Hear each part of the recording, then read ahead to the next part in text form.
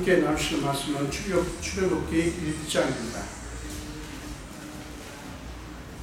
출애굽기 1장 15절에서 22절까지입니다. 출애굽기 1장 15절에서 22절까지요. 우리 한 목소리로 함께 읽겠습니다. 애굽 왕이 히브리 산파 시브라라는 사람과 부하라는 사람에게 말하여 이르되 너희는 히브리 여인을 위하여 해산을 도울 때에 그 자를 살펴서 아들이거든 그를 죽이고 딸이거든 살려두라.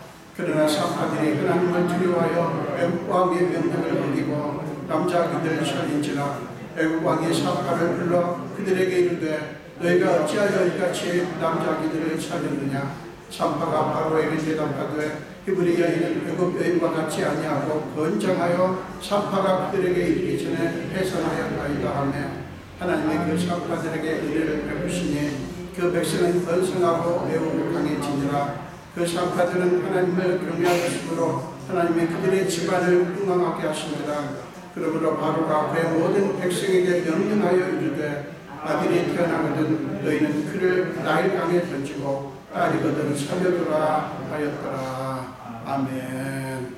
한 번 더 기도하겠습니다. 예수님 보십시오. 종은 죄인입니다. 그러나 하나님께서 말씀을 전하라고 명하시고 세워주셨기에 순종하고 말씀을 들고 하나님 앞과 주님의 사랑하는 자녀들 딸 앞에 섰습니다. 오 주님이시여, 오 성령님이시여, 제게 임하사 종의 입술을 성령에 불러 정하게 하사 하나님의 말씀이 온전히 선포되게 하여 주옵소서. 감사드렸고 예수 이름으로 기도합니다. 아멘. 오늘 함께 보도하신 말씀으로 하나님과 세상 사이에서 라고 하는 제목으로 함께 은혜를 나누기를 원합니다. 본문은 애굽에서 살고 있던 이스라엘 백성들에게 발생한 위기 문제를 다루고 있습니다. 우리가 알다시피 오래전에 야곱의 아들 요셉이 애굽의 총리로 있을 때 이스라엘 백성들은 가나안 땅을 떠나서 애굽으로 이주해서 살게 되었죠. 그런데 오랜 세월이 흐른 후에 이스라엘 백성들에게 커다란 위험이 닥치게 된 거예요. 애굽의 새로운 왕조가 일어난 거예요. 전혀 새로운 왕조가. 그리고 그 왕조의 왕은 요셉을 알지 못했고, 그래서 이스라엘 백성들이 막 번창하니까 그에 대해서 굉장히 불안과 위협을 느낀 나머지 이스라엘 백성들을 억압하고 결국에는 노예로 만들어서 그들을 괴롭히기 시작한 것입니다. 그럼에도 불구하고 성경에 보면 이스라엘 백성들은 더욱 번성하게 되었어요. 출애굽기 1장에 보면 번성합니다. 그러니까 애굽 왕은 더 두려웠겠죠. 그래가지고 음모를 꾸밉니다. 그게 15장 16절에 나오죠. 15절 16절 보겠습니다. 애굽 왕이 히브리 산파 시브라라는 사람과 부하라는 사람에게 말하여 이르되 너희는 히브리 여인을 위하여 해산을 도울 때에 그 자리를 살펴서 아들이거든 그를 죽이고 딸이거든 살려두라. 여러분 이 장면을 한번 생각해 보세요. 지금 당시 최대 강대국인 애굽의 왕과 그리고 산파들과의 만남을 한번 상상해 보세요. 여러분 산파는 요새 의사와 다릅니다. 신분이 굉장히 낮아요. 어마한 지금 애굽의 왕과 이 산파의 신분 차이는 이거는 어마어마합니다. 그리고 여러분 잘 보세요. 산파들이 히브리 있잖아요. 이스라엘 사람들이잖아요. 그런데 이 산파들이 뭐라고 합니까? 자기 동족인 그 히브리 사람의 사내 아기를 죽이라는 거예요. 아니 이민족도 아니고 자기 지금 산파도 히브리 사람들이고 지금 애를 낳는 여인도 지금 동족인데 그 사내 아기를 죽이라고 했으니 여러분 그게 뭐를 보여주겠어요? 엄청나게 겁을 주었거나 아니면 충분한 보상을 약속하며 회유를 했지 않겠어요? 그런데 어떻게 됐습니까? 17절을 보세요. 그러나 산파들이 하나님을 두려워하여 애굽 왕의 명령을 어기고 남자 아기들을 살린지라. 여러분, 이 사람들 참 겁도 없죠? 뭘 믿고 바로의 명령을 어깁니까? 여러분, 이 문제는 지금 단순히 이걸 선택하든 저걸 선택하든 별 문제가 안 되는 그런 수준의 문제가 아니에요. 죽느냐 사느냐의 문제입니다. 본인만이 아니라 일가족이 몰살을 당할 수 있는 겁나는 일 아닙니까? 한번 상상을 해보세요. 여러분들이 지금 이 상황이라면. 그런데 그 산파들이 애굽 왕의 명령을 어긴 거예요. 이거 왜 그렇죠? 성경에 뭐라고 말합니까? 그들이 하나님을 두려워했다라고 말씀합니다. 보이지 않는 하나님과 보이는 애굽 왕 사이에서 그들은 보이지 않는 하나님을 선택한 거예요. 사실 눈에 안 보이고 실제로 느껴지지 않는 하나님보다 실제로 눈앞에 있는 애굽 왕이 훨씬 더 두렵게 느껴지지 않겠습니까? 왜 그렇죠? 여러분, 애굽 왕은 즉각 뭔가를 행할 수 있는 존재예요. 죽이든지 혹은 엄청난 보상을 하든지 즉각적으로 행할 수 있는 권력자라고요. 여러분, 사람들이 왜 평소에 신념을 버리고 권력에 굴복합니까? 신념보다 바로 코앞에 있는 권력의 회유와 위협이 훨씬 더 실제적으로 와 닿았기 때문이에요. 여러분, 우리 많이 경험하지 않습니까? 눈앞의 이익이나 위협이 더 커 보이고 그래서 겁도 더 나는 거예요. 여러분, 우리가 알다시피 일제 식민지 시대 때 여러분 그때 보면 많은 주의 종들이 그리고 교회가 신앙을 버리고 신사참배를 했습니다. 신사참배를 하지 않은 교단이 있었죠. 특정한 교단을 말씀드리지는 않겠지만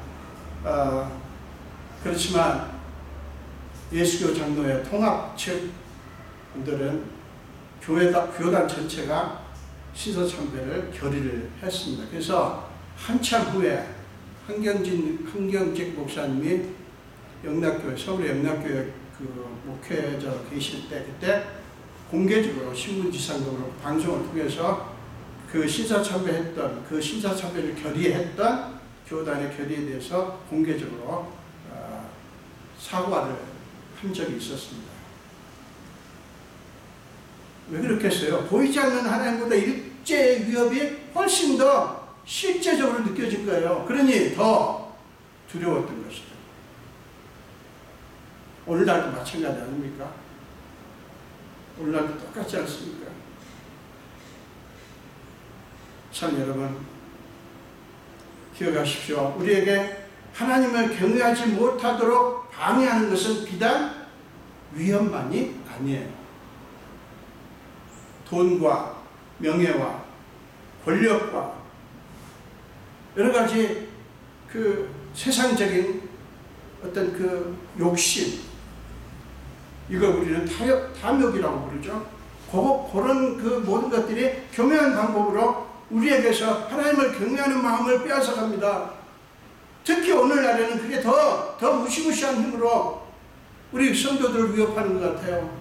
너무나 많은 성도들이 너무나 쉽게 넘어가고 너무나 많은 주의 종들과 너무나 많은 그리스도인들이 거기에 넘어가는 모습 우리는 너무너무 많이 보지 않습니까? 여러분, 마태복음 4장에 마귀가 예수님을 시험할 때 그 세 가지 중에 하나가 뭡니까? 내게 전하라. 그러면 이 천하 만국의 영광을 너에게 주겠다. 똑같이 오늘날도 그리스도인들에게 마귀는 그렇게 시험을 합니다. 유혹을 합니다. 그리하여 세상의 영광을 얻기 위해서 기꺼이 머리를 숙이는 그리스도인들이 많다는 사실을 부인할 수가 있을까요? 사랑 여러분, 더 기가 막힌 게 뭔지 아십니까? 마귀와 적당히 타협을 해서 얻은 것들을 하나님이 주신 축복이라고 착각하는 거예요. 여러분, 물론 모든 축복이 다 그렇다고 말하면 안 돼요. 단지 그런 경우가 있다는 거예요. 우리의 욕구가 충족되고 물질적인 축복을 받는 모든 경우를 무조건 하나님의 축복하신 결과로만 봐서는 안 된다는 말씀이에요. 무슨 말인지 이해가 되십니까? 모든 축복, 모든 게 잘 되는 것, 그것이 단순히 무조건 하나님이 축복하신 결과다. 이렇게 얘기하면 문제가 있어요. 문제가 생깁니다. 여러분 잘 보세요. 신천지 아시죠? 요새는 뭐 신천지 뿐만 아니라 제가 보니까 수많은 이단들이 있고요. 이단들일수록 교회가 굉장히 큽니다. 교인도 많고. 자, 신천지 신도수가 20만이다, 30만이다 그럽니다. 적어도 20만은 넘는 것 같아요. 그리고 신천지 재산이 어마어마합니다. 그래서 신천지의 이 권세가요, 이 정치인들까지 움직입니다. 꼭 대한민국뿐만이 아니에요. 그러면 여러분 한번 물어봅시다. 하나님이 그들을 인정하시고 축복하셨기 때문입니까? 그렇습니까? 신천지가 그렇게 잘 되는 거 하나님께서 신천지를 인정하시고 신천지를 축복했기 때문입니까? 그렇게 믿으십니까? 어떤 사람이 자기 교회를 이렇게 자랑합니다. 목사님 우리 교회 보세요. 하나님의 축복하시지 않고서야 어떻게 우리 교회가 이렇게 큰 교회로 성장할 수 있겠습니까? 글쎄요. 여러분 그렇게 믿으십니까? 저는 전혀 동의할 수가 없어요. 그러면 교회가 커지면 안 된다. 그런 뜻이 아니죠. 아시죠? 여러분 마귀와 짝짝꿍을 잘 맞추면 얼마든지 그렇게 될 수 있어요. 마귀와 짝짝꿍 잘 맞추시면 여러분 부자도 되실 수 있고요. 여러분 마귀가 예수님에게 나한테 절하라. 그러면 나를 경배하라. 그러면 이거 다 주겠다. 거짓말 아니에요. 정말 그렇게 주어요 마귀가.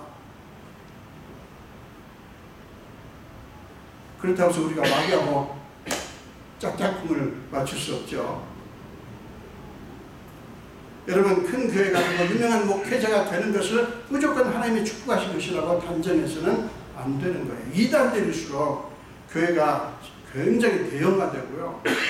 엄청난 재산을 이루고 정, 재계에 엄청난 영향력을 행사합니다.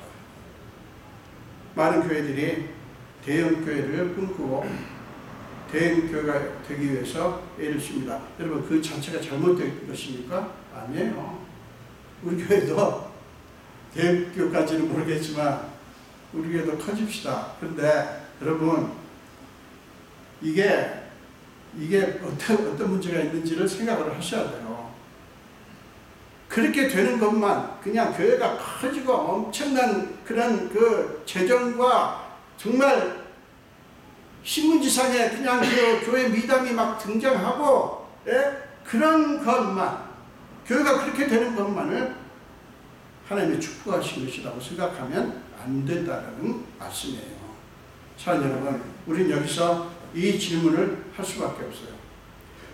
우리의 삶이 편안하고 안락하게 되고 물질적인 축복을 받고 권세와 명예를 얻게 되면 그게 무조건 하나님이 축복하신 결과라고 할 것인가 하는 거예요. 제가 아까도 말씀드렸지만 다시 한번 정리해서 여쭤봅니다.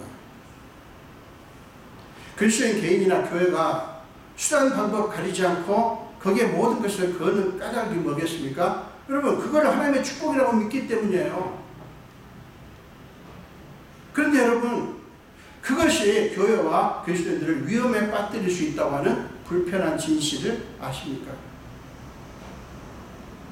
여러분 하나님은 얼마든지 자기 자녀들에게 평안을 주시고 물질의 축복도 주시고 권력과 권세와 명예도 얼마든지 주실 수 있어요. 그거 무조건 나쁘다고 하면 안 돼요. 그러나 우리가 거기에만 초점을 맞추는 것은 올바른 믿음이 아니라는 사실만은 알아야 돼요. 아멘. 하나님을 통해서 우리가 원하는 것을 얻고 우리가 바라는 목표를 이루기 위해서 우리가 예수를 믿습니까? 아니잖아요. 그거는 그냥 하나님이 자기 자녀들에게 주는 거예요. 선물로.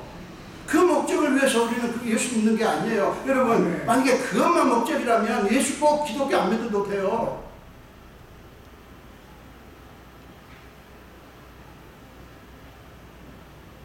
사도 바울은 빌립보서 1장 29절과 30절에서 이렇게 말씀합니다. 그리스도를 위하여 너희에게 은혜를 주신 것은 다만 그를 믿을 뿐 아니라 또한 그를 위하여 고난도 받게 하려 합니다. 아멘. 너희에게도 그와 같은 싸움이 있으니, 제가 거기까지만 읽겠습니다. 우리가 하나님의 은혜를 입어서 주님을 믿게 됐다는 사실 속에는, 잘 보세요. 우리가 하나님의 은혜를 입어서 주님을 믿게 됐다고 하는 사실 속에는 뭐가 있냐면 우리가 좋아하지 않는 부분이 들어있다는 거예요. 우리가 듣기 싫어하는 것은. 사람 여러분, 그게 뭡니까? 우리가 그를 위하여 고난도 받는 거예요. 아멘. 요한복음 16장 33절 뒷부분 보세요. 요한복음 16장 33절 세상에서는 너희가 환난을 당하나 담대하라, 내가 세상을 이겼노라. 이렇게 주님이 말씀합니다. 세상에서는 너희가 환난을 당한다. 분명히 주님이 말씀하셨어요. 그리고 요한복음 17장, 여기 뜨진 않을 겁니다. 요한복음 17장 14절에 보면 너희가 세상에 속하지 않았기 때문에 세상이 너희를 미워할 거다. 세상이 너희를 미워하면 이상하게 여기지 마라. 너희가 세상에 속하지 않았기 때문에 세상이 너희를 미워하는 거다. 여러분, 우리가 예수 믿고 신앙생활 하면서 세상이 우리를 미워하는 걸 이상하게 생각하면 안 돼요. 오히려 세상이 좋아하는 걸 이상하게 생각하셔야 돼요. 내가 이거 진짜 기독교인이 아닌가? 내가 예수를 제대로 안 믿은가? 왜 좋아하지? 이렇게 좀 생각을 하셔야 돼요. 무조건 그렇게 단순하게 생각할 수 없어요. 여러분, 환난을 당하지 않을 것만은 기대하면서, 내가 예수를 믿으면 환난 당하지 않아! 라고 하는 것만 기대하면서 예수를 믿는 것은 올바른 믿음이 아니라는 사실을 기억할 필요가 있습니다. 아멘. 근데 이것은 우리의 본성과 충돌하죠. 우리 본성이 뭔데? 우리는 고난 안 당하고 싶어요. 사랑 여러분, 우리가 마귀의 유혹을 이기고 하나님의 말씀을 참된 양식으로 삼고 하나님의 인도하심을 믿고 오직 하나님만 경배하기 위해서는 치열한 영적인 싸움이 필요합니다. 사랑 여러분, 그리스도인들이 믿음의 싸움을 싸우고 그리스도를 위하여 고난도 받아야 한다는 사실은 솔직히 우리 마음을 불편하게 하지 않습니까? 왜 그렇습니까? 믿음의 싸움을 싸워야 되고 그리스도를 위하여 고난도 받아야 된다고 하는 사실은, 이거는 사람들이 흔히 축복이라고 생각하는 것과 다르기 때문이에요.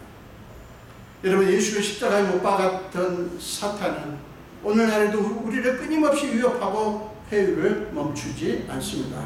사탄은 아주 교묘한 방법으로 우리를 위협하고 우리를 탐욕에 빠지게 유혹합니다.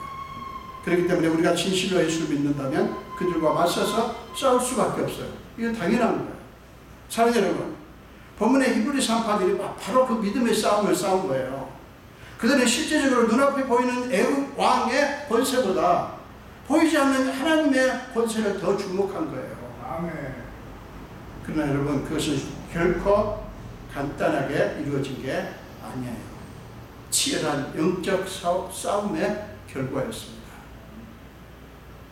하나님만을 경외하겠다는 결정을 하고 애굽 왕의 명령을 어기기로 그 두 사람이 마음을 먹었을 때, 입을 맞췄을 때 그들은 이미 죽을 것까지 각오를 했던 거예요. 죽을 것까지.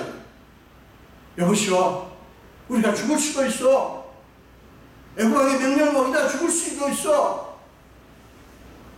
나는 그런 결정했는데 당신은 어떻소? 아마 두 사람이 얘기를 나눴지 않겠어요? 여러분, 그게 쉬운 결정이었겠습니까? 아니나 다를까 그 사실이 발각되었죠. 그래서 애굽 왕은 산파들을 소환합니다. 그리고 무섭게 추궁합니다. 너희가 어찌하여 이같이 남자 아기들을 살렸느냐? 여러분, 그 장면을 한번 상상해 보세요. 산파들이 얼마나 무서웠겠어요. 아니, 바로가 신사적으로 부드럽게 물었을까요? 아니죠. 굉장히 위협적이었을 거예요. 오금이 저리도록 두려운 순간이었을 것입니다. 그러나 그들은 굴복하지 않았어요. 성경은 그들에 대해서 뭐라고 말씀합니까? 하나님이 그 산파들에게 은혜를 베푸시니 그 백성은 번성하고 매우 강해집니다. 그 산파들은 하나님을 경외하였으므로 하나님이 그들의 집안을 흥왕하게 하신지라. 여러분 이게 뭡니까? 하나님께서 살아있도다 착하고 충성된 종아 라고 그 산파들을 칭찬해 주신 거예요. 예수님 오실 때 주님으로부터 우리 모두 이 칭찬을 받을 수 있기를 축원합니다. 아멘. 살아있도다 착하고 충성된 종아. 여러분 사도행전 7장 말씀에서도 우리는 오직 하나님을 경외한 제자들의 모습을 볼 수가 있어요. 대제사장과 장로들, 서기관들을 비롯한 종교 지도자들이 성전에서 구걸하던 나면서부터 못 걷게 된 사람을 고쳐준 사도들을 가운데 세우고 무섭게 추궁합니다. 너희가 무슨 권세와 누구의 이름으로 이 일을 행하였느냐. 그러나 그들은 산파들처럼 눈앞의 위협인 그들이 아니라 하나님을 바라보았어요. 그래서 사도행전 4장 19절에서 이렇게 대답하죠. 베드로와 요한이 대답하여 이르되 하나님 앞에서 너희 말을 듣는 것이 하나님의 말씀을 듣는 것보다 옳은가 판단하라. 아멘. 여러분 얼마나 권세 있는 선포입니까? 이 말에 종교 지도자들은 아무 말도 못해요. 당연히 하나님을 순종해야 되는 거죠. 묻잖아요. 자, 하나님 말을 듣는 것과 너희 말 듣는 게 뭐가 옳으냐? 우리는 너희 말 들을 수 없다. 왜냐? 우리에게는 하나님이 계시기 때문이다. 이렇게 말을 한 거예요. 사랑하는 여러분, 이 세상의 어떤 세력도요, 이런 믿음의 사람을 어떻게 하지 못합니다. 여러분, 우리가 하나님 외에 다른 존재를 두려워하니까 자꾸 우리가 그런 사람들에게, 그런 존재들에게 놀림감이 되는 거예요. 그리스도인들이 세상 사람들에게 놀림감이 되는 이유가 딱 하나예요. 제대로 안 믿는 거예요. 자기들과 다른 게 없는 거예요. 똑같이 그들 하는 거 똑같이 하고요. 이유가 뭔지합니까? 아, 그래야 쿨하대요. 그래야 멋있대요. 그래야 사람들에게 인정을 받고, 그래야 그 사람들이 우리를 보고 교회 나올 거래요. 여러분, 똑같이 노는데 어떻게 교회를 나와요? 똑같이 노는데. 이게요, 얼마나 기가 막힌 것입니까? 세상의 권력 앞에서 그 조금의 그 재물, 조금의 명예 앞에서 신앙이고 신념이고 다 이해되고 비굴하게 행동하는 사람이 얼마나 많습니까? 만약에 그런 분들이 산파했다면 하나님이 아니라 애국 왕을 두려워해서 그의 명령대로 했겠죠. 여러분, 이 오늘 히브리 산파들의 이야기는 오늘날 예수를 믿는 저와 여러분에게 피할 수 없는 질문을 던집니다. 자, 여러분들이 속으로 답하십시오. 여러분은 하나님과 이 세상의 권력 사이에서 누구를 더 두려워합니까? 여러분은 이 세상의 영광과 하나님 사이에서 무엇을 더 부러워합니까? 여러분은 이 세상에서 여러분에게 주겠다고 아마니에 약속하는 그 엄청난 화려함과 영광과 하나님이 주시겠다고 하는 그 생명 사이에서 무엇이 더 소중합니까? 이거는요, 굉장히 실제적인 문제입니다. 낭만적인 무슨 그런 게 아니에요. 너무 실제적이에요. 매 순간 결정해야 되는. 여러분, 1517년에 마틴 루터가 종교 개혁을 시작했죠. 1517년. 여러분, 그때 그는 어마무시한 협박과 회유를 받았습니다. 당시 로마 카톨릭의 권세에 맞선다고 하는 것은 무모함을 뛰어넘어서 어리석은 짓이었어요. 마음속으로는 불만이 있어도 어느 누구도 그 권력에 맞설 수 없었어요. 오늘날 이 새 세계를 보세요. 이 세상을 보세요. 권력자 앞에서 얼마나 그 똑똑한 사람들이 비굴해집니까? 되니까 권력 앞에서 안 되겠거든. 잘못하거든 국회의원도 못 해먹겠거든.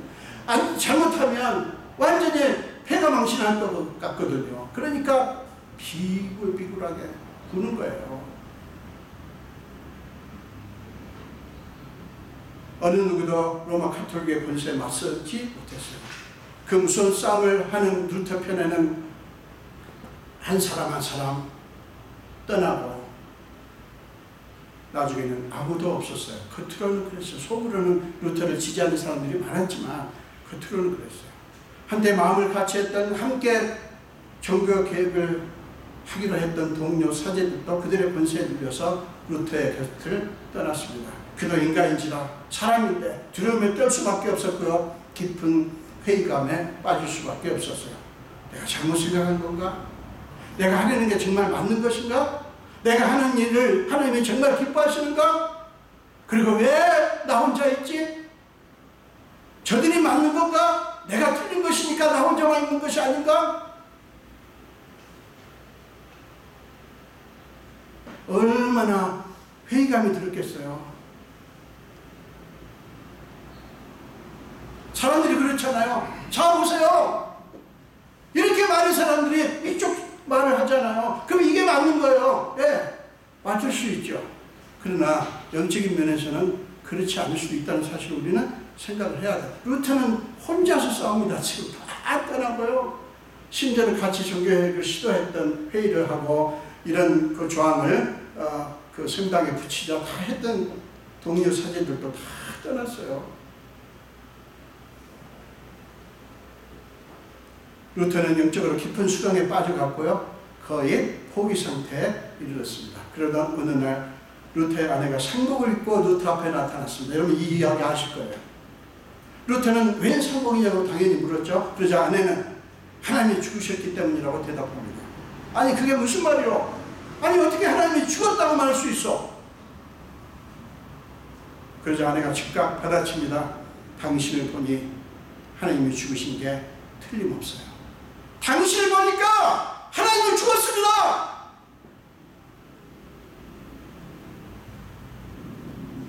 아주 정색을 하고, 그 일화는 굉장히 유명하지 않습니까? 아주 정색을 하고 자기 남편한테 당신을 보니 하나님은 죽었어요.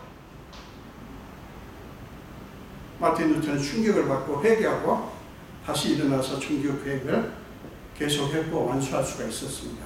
사랑하는 여러분, 사람들이 저와 여러분을 보면 어떻게 볼까요? 당신을 보니 과연 하나님은 살아계시는군요 라고 할까요? 아니면 당신을 보니 하나님은 없어! 하나님은 무슨 하나님? 당신을 보니 하나님은 틀림없이 없어! 죽었어! 라고 할까요?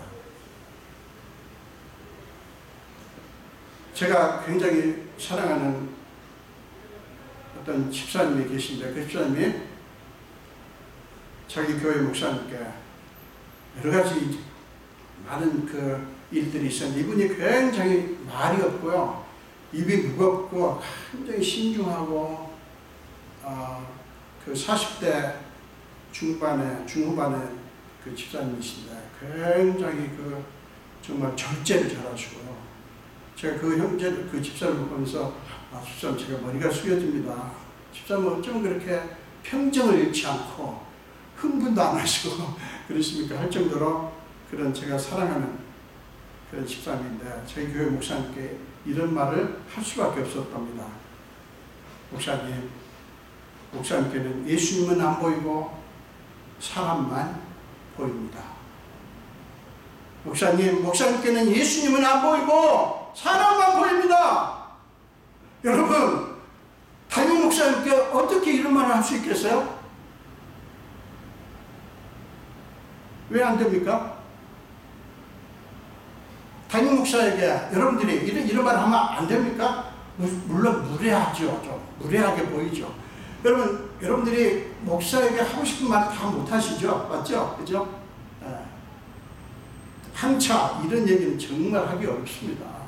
이분이요, 정말 하나님을 사랑하고 이 목사님을 사랑하시기 때문에 이 젊은 목사가 41살밖에 안 되는 이 젊은 목사가 이게 하는 게 하나님을 섬기는 게 아니라 사람을 섬기는 걸 본 거예요. 기가 막혀가지고 일부러 찾아가서 목사님 그렇게 했겠어요.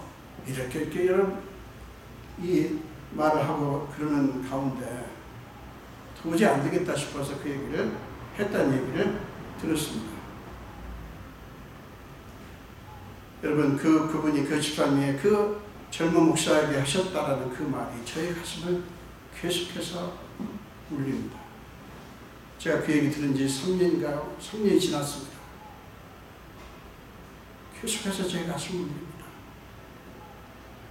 나에게는 예수님이 보이는가? 아니면 예수님은 안 보이고 사람만 보이는가? 이 김충기 목사에게는 예수님이 보이는가? 아니면 예수님은 안 보이고 어디로 안 보이고 사람만 보이는 건 아닌가? 여러분 제가 이 생각, 이 질문을 계속해서 합니다. 얼마나 무서운 질문인지 압니까 저한테?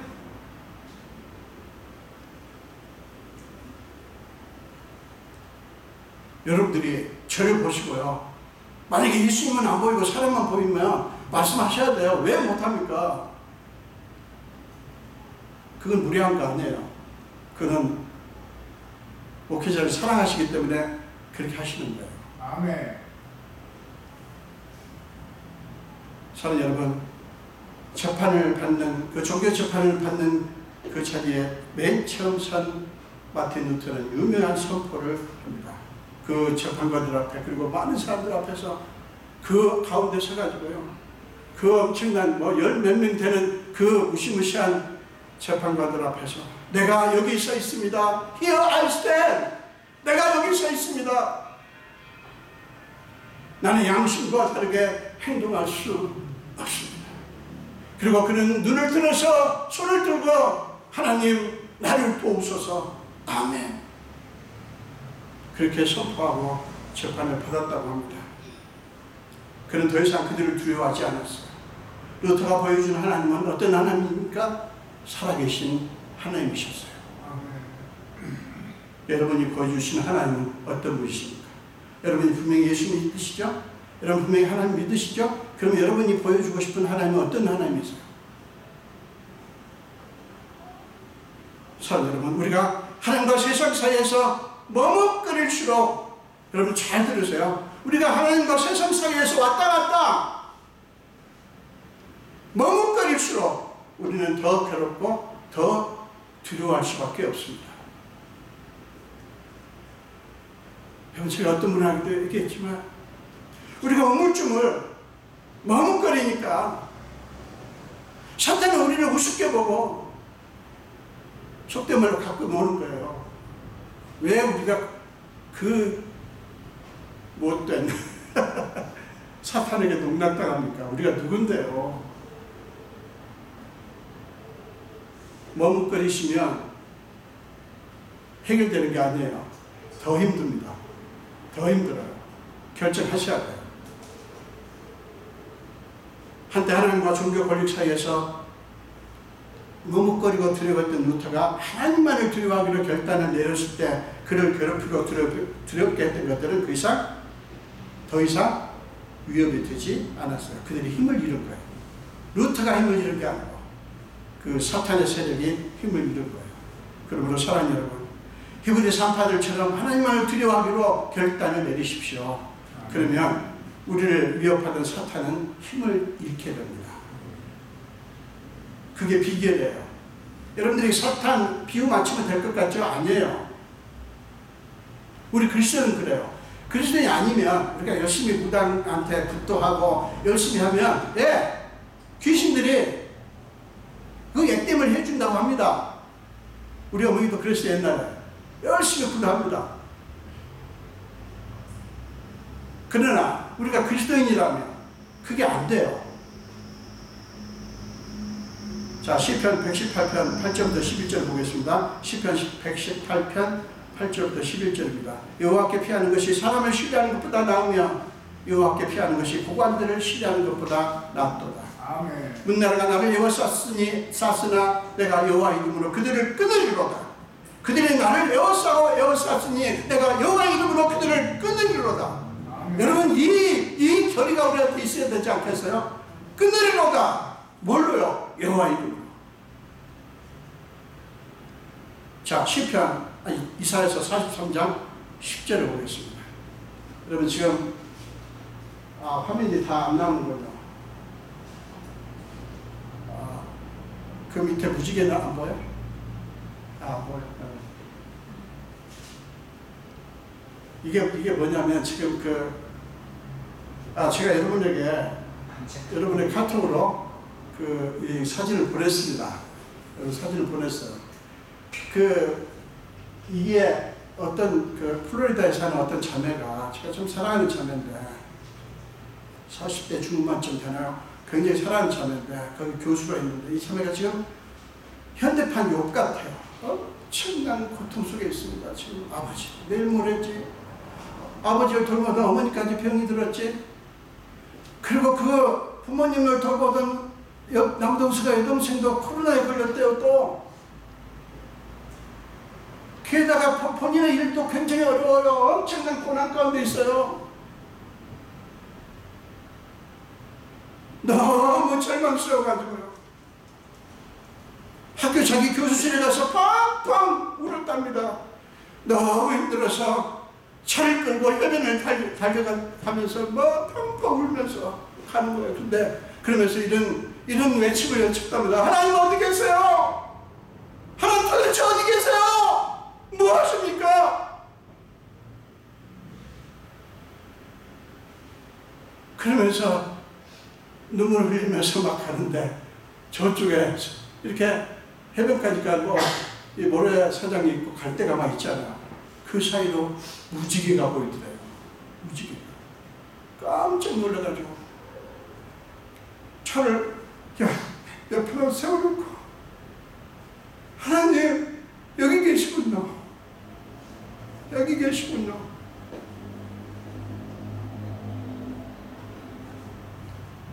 이 자매한테는 그때 보여준 무지개가 뜰 상황도 아니고 때도 아닌데 이 무지개가 보이십니까? 갈대 위에 이걸 보면서 펑 울었답니다.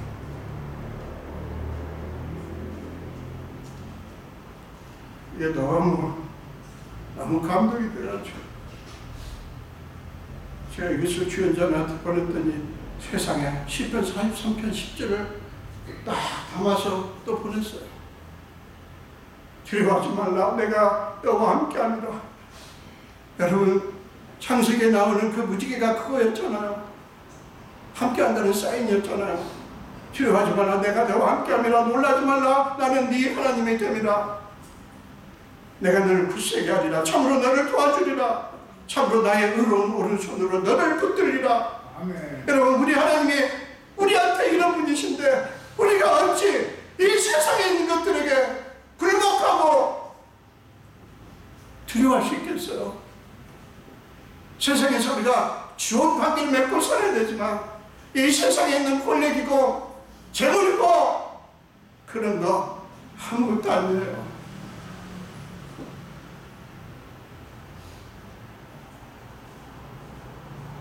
이 시편 43편 10절이 늘 저도 그 자매도 개인적으로 좋아하던 말씀이지만 제가 오늘 한 이틀 사이에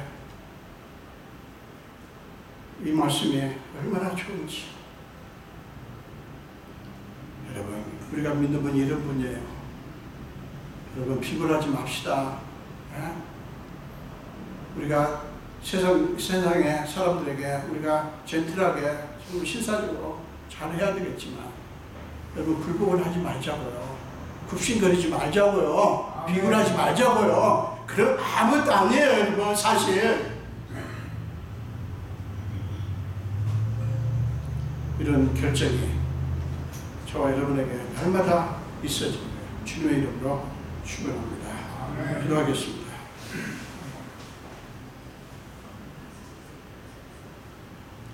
예수님 감사합니다. 우리가 뭔데 우리를 이렇게 구원하셨습니까? 우리가 하나님의 자녀인 것은 분명한데 우리가 봐도 우리 스스로를 봐도 어쩌면 그렇게 세상에 비유를 맞추고 비굴하게 구는지 아버지, 우리 자신을 보면서 우리는 어떤 때는 참으로 자괴감을 느낄 때가 많습니다. 우리를 불쌍히 여기셔서 주여, 우리가 산파들이 했던 것처럼, 그리고 마틴 루터가 했던 것처럼 오직 하나님만 두려워하고 하나님만 경외하기로 결정하게 하여 주옵소서. 감사드리고 예수 이름으로 기도합니다. 아멘.